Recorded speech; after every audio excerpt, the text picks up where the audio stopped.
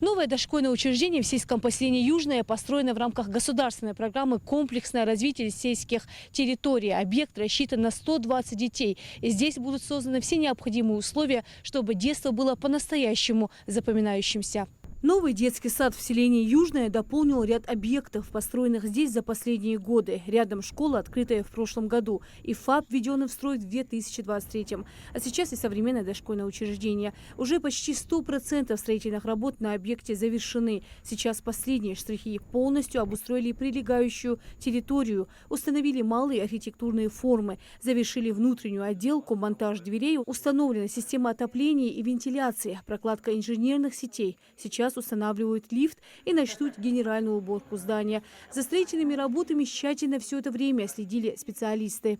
По поручению главы региона такие здания, как вот садик, школа, они все выполняются, фасады выполняются из кирпича облицовочного. Потому что и срок действия, срок эксплуатации у кирпича больше.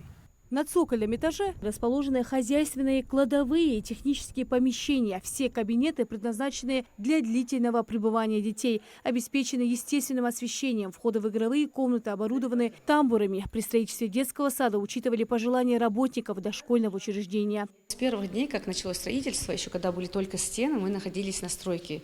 Мы приезжали, следили, отслеживали. Вот прям пандус такой хороший, вот разбивка двора очень хорошая, детская площадка оборудована очень хорошо.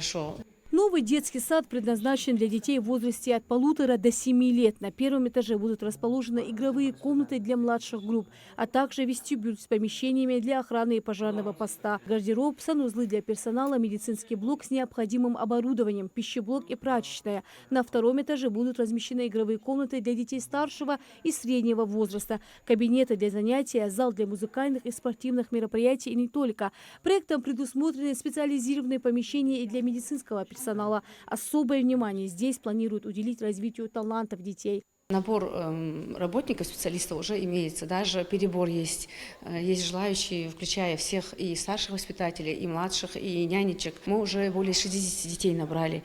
Также особое внимание уделили безопасности детей. В саду установлена система видеонаблюдения. Также полностью налажена работа пожарной системы. Объект планируют сдать уже скоро. Глава Ингушетии Махмуд Али Калиматов огромное внимание уделяет детям. В рамках национальных проектов и федеральных программ за последние 5 лет построено в нашей республике 37 школ и 49 детских садов. А в 2024 году открыто еще 5 общеобразовательных учреждений на более чем 3000 посадочных мест. Рина Сычева, Магомед Яндиев, Магаз 24.